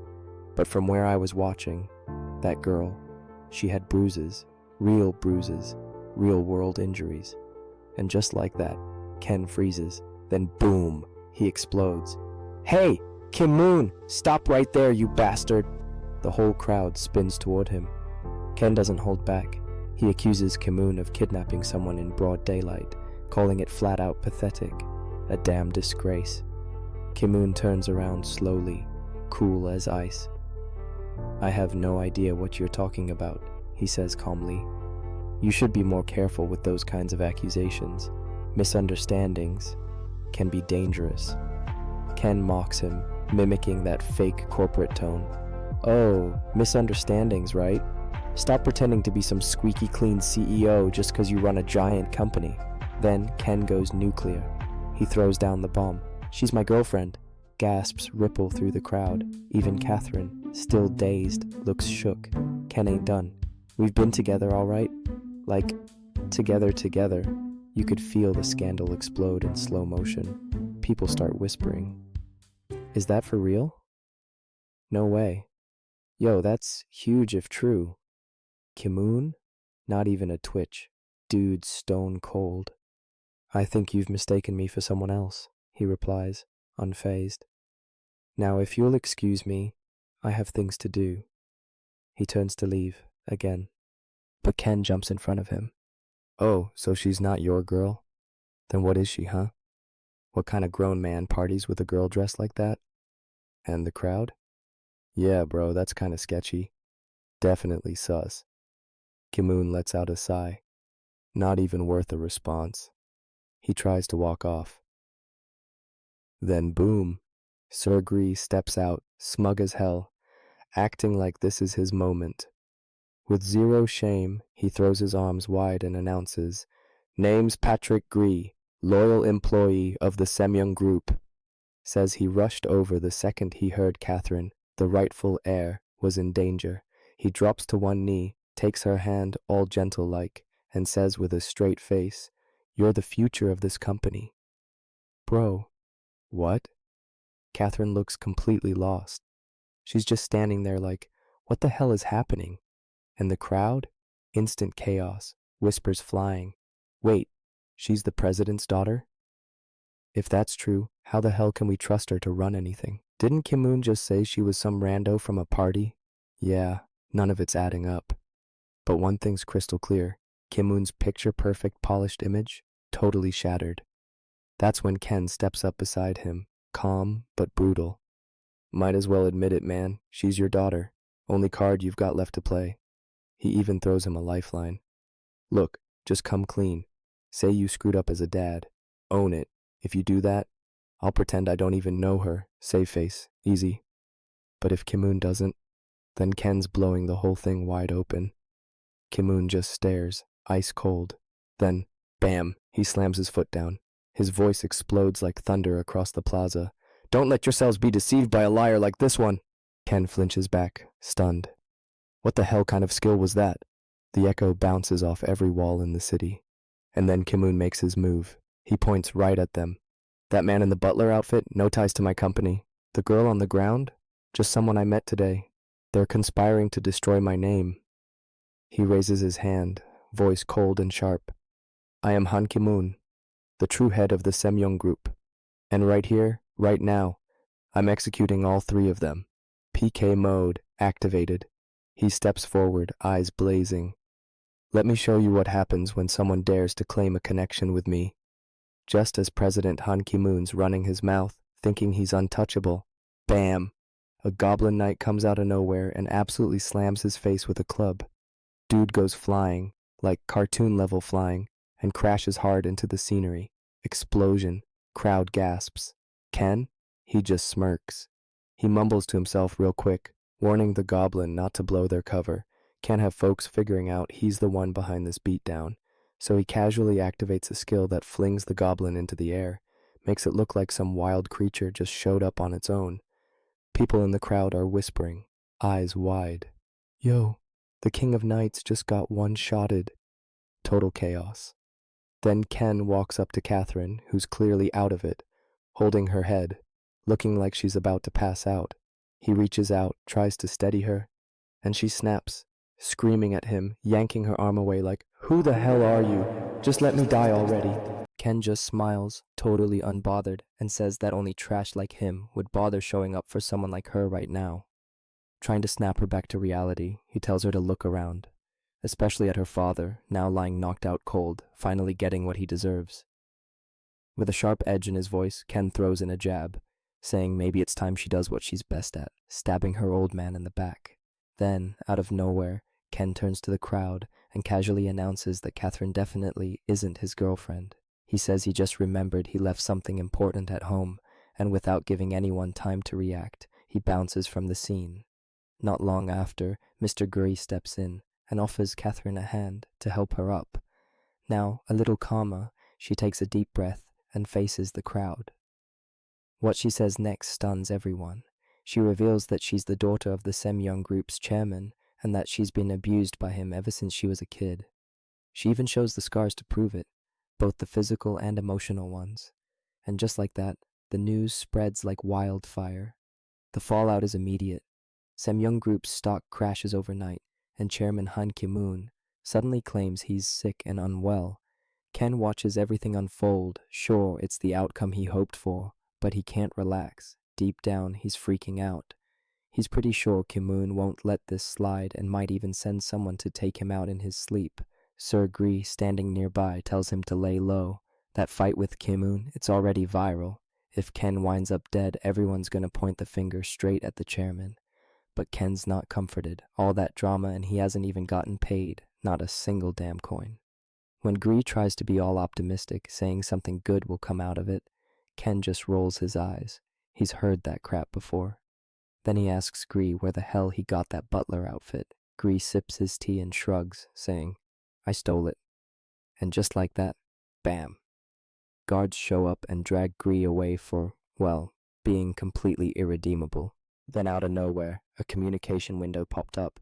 Catherine's butler was calling. He thanked Ken sincerely and admitted he had no clue about the abuse Catherine had gone through. Ken, flashing that usual cocky grin, asked straight up where his reward was. After all, he just saved her life and hadn't seen a single coin for it. The butler apologized, explaining that he wasn't part of Semyong Group anymore. Still, he said Catherine's safety was the #1 priority right now. With all the rumors and the heat from the public scandal, there was a real fear someone might try to hurt her. To Ken's surprise, the butler mentioned that Catherine had launched her own live streaming channel with his full support. Ken just stood there, frozen, as the guy calmly laid it out. The whole world was glued to Catherine now, and the best way to keep her safe was to keep the attention on her. If she skipped just one day of streaming, people would immediately start asking questions. Meanwhile, on the screen, Catherine showed up in a tight police uniform, dancing seductively. Sweat shimmered off her exposed abs. Ken blinked, stunned, and muttered to himself, "Why the hell wasn't she doing this from the start? She's stupid hot." The butler chuckled and said, "Yeah, I know it's kinda late, but hey, better than never. And really, it's all thanks to you, Ken." Ken grinned, his cheeks turning a little red. But he still wasn't done. Cool. But where's my reward, though?" The butler smiled and told him the gift had already been sent to his mailbox. Then, click, the call ended. Back on the live stream, someone in the chat requested a bike dance.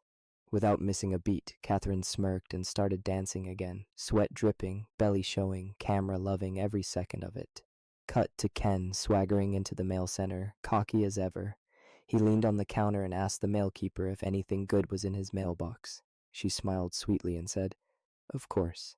But when she reached up for a package on a high shelf, her whole vibe changed. Whip in hand, she glared at him and snapped, "And who do you think you are, bossing me around like that?" Inside was a cursed item, one that forced the wearer into a mindless rage. "That damn Catherine! Is this her idea of a joke?" Later, on the street, Ken bumped into Shin again. A glowing exclamation mark floated above Shin's head, signaling a new quest. Straight to the point, Shin said, "Your next mission is to wipe out the Goblin Village." Ken's jaw dropped. Face to face with the NPC, he activated his rally skill, summoned his goblin, and shouted, "Yo, say that again. Wipe out a whole Goblin Village?" Shin stayed chill. "Yup, it's a simple one. Goblins have been acting up lately." Ken turned to his goblin and asked, "Easy job, right? You got this?" But for the first time, the goblin didn't even flinch, didn't respond, just turned his head and looked away. As the carriage rattled down the road, Ken reached out to grab his goblin's arm, but the goblin slapped his hand away without even looking at him. No matter what Ken said, the little guy stayed silent, cold, and distant. Frustration bubbled up fast. Ken snapped, "You think I wanted this? I had a choice?"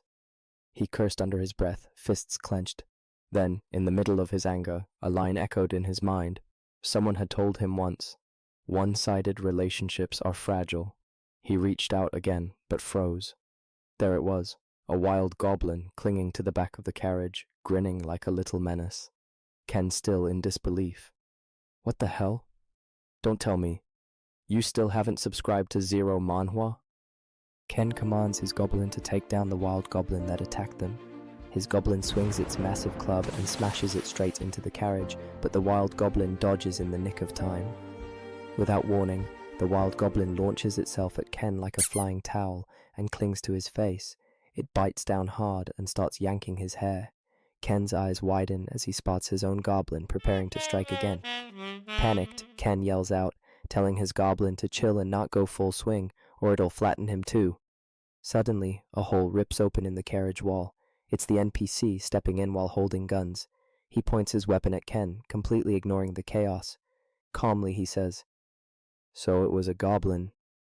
Makes sense. We're near the Goblin Village. Don't move. I'll blow its head off with one shot." Ken, freaking out, shouts back, "Wait! Just shoot the one in front of me."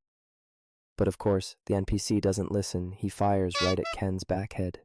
Ken goes down hard, face first into the ground. Meanwhile, his goblin winds up for a massive swing and misses completely. Lying there dazed, Ken's about to explode with rage when he hears something totally unexpected. The wild goblin is crying and apologizing.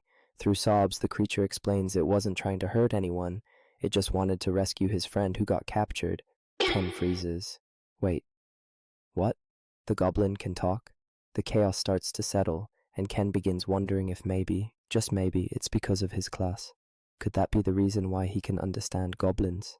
Now tied up and dangling by its feet, the wild goblin continues begging. It swears it didn't want to hurt anyone. It just wanted to save its friend. Ken, still furious, growls that he didn't have any personal beef with goblins, until now. But after getting bitten in the face, oh, it's on. He's gonna storm that goblin village and wipe every last one of them out. Right then, the NPC calmly announces they've arrived. This is the edge of the goblin village. The path ahead is dangerous. Ken hops off the carriage as the NPC tells him this is as far as he goes. No goodbyes, no advice, he just pieces out. Ken, still holding the crying goblin, mutters that it's a good thing he didn't crush the little guy. Maybe he can use him to sniff out any traps on the way in. The goblin begs one more time, pleading not to hurt the others. Tearfully, he insists it's all his fault. Their kind never attacked humans first. It's always been the other way around. It's the humans who came after them. Ken's silent. He knows the mission was to kill goblins, but that didn't mean he had some personal grudge. Still, who's gonna mourn a bunch of goblins anyway? With a cold stare, he mutters in his head, "Guess nobody cares if a goblin die." Out of nowhere, 2 more goblins appear. One of them, a female, shouts, "Darling!" That confirms it. The goblin Ken caught earlier, he's her husband. The captured goblin quickly begs his wife and child to run, to leave him behind and save themselves. Ken stays quiet for a moment, then orders his goblin to throw a rock at them. With a quick wind-up, Ken's goblin hurls 2 stones at the couple. As the rocks come flying toward them, Ken suddenly releases the tied-up goblin. The goblin rushes forward, shielding his family with his body, but the rocks never hit anyone. They were never meant to. Ken aimed them to miss on purpose. It was a test, and now, seeing the way this goblin risked everything for his wife and child, that's all the proof Ken needs. The goblin family embraces, overcome with emotion. They're safe, for now. The scene shifts. Ken finally arrives at the goblin village. The moment he steps in, every goblin stops and stares. A human? In their territory? The goblin come close to Ken and mutters something like, "Man, that face is so ugly. I thought he was one of us." Another one laughs and adds, "No way that's a human. No way someone that ugly isn't a goblin." Ken clenches his fists. He should have squashed that guy when he had the chance. Worried, Ken quietly asks if he can just leave. Deep down, he knows if he stays too long, he might actually end up wiping out the whole village. But the goblin he spared earlier insists on repaying Ken's kindness and invites him to their home. Once inside, Ken is presented with their finest cuisine, which looks absolutely awful, literally have word poison in the dish's name. He's tempted to just toss it all in the trash. The goblin orders his kids to behave after all. They have a guest. Ken braces himself and lifts a spoonful to try the food. But before he can even taste it, one of the goblin kids bumping into Ken, splashing food all over Ken's face. It even triggers minor damage in-game as his face became more ugly. The goblins burst out laughing. Then they ask, how is it even possible that a human and goblin are traveling together? Ken shrugs and says his goblin is just a subordinate, nothing special, but the village goblin looks envious. He says Ken's goblin is lucky. It gets to explore the world, while everyone else here is stuck, locked in this village forever. Ken thinks to himself he's right. Low-level monsters like goblins are bound to specific zones. They can't roam freely. The goblin's wife gently comforts her husband, and Ken comments that at least he's lucky to have a good wife. Ken, on the other hand, has no wife, no friends. He admits he probably wouldn't risk his life to protect anyone. He chuckles and gives a thumbs up. Guess we're both just goblins surviving out here. But as Ken talks, behind him, the goblin wife slowly creeps up, wielding a sickle. She lunges. Ken dodges at the last second, thanks to his high agility stat. Stunned, Ken blurts out, "What the hell?" The couple panics. They nervously try to explain. There was a cockroach, that what Ken thinks, but suddenly, another goblin kid who held knife from under the table, ready to attack. Ken's goblin leaps into action and swings at the cockroach, but accidentally, the table debris smashes the goblin child instead with infinite damage. Another goblin kid, furious, and charges at Ken in revenge. Ken, still mid-chaos, slams the table again, claiming he's going after the cockroach, and flattens the goblin kid too. As Ken said, "Yeah, I think it's time to leave." The scene show. Both goblins beneath the table are dead. The goblin couple, now frantic and panic, wrap things up by politely say goodbye to Ken. Ken, in his heart, thinks, maybe goblins aren't so bad after all. With long faces, he said, "Tell your kids I didn't have time for a proper goodbye." But just as he steps outside, a figure blocks the path. Orange hair, sword in hand. The stranger smirks. Well, well, looks like I found another goblin. And that's where the wild ride ends. But don't worry, there's plenty more epic manhwa coming your way. Want to see the next part? Just drop a comment below and let us know. Please subscribe to Zero Manhwa. It helps us keep bringing you more insane, action-packed recaps like this one. Thanks for watching, and we'll catch you in the next one.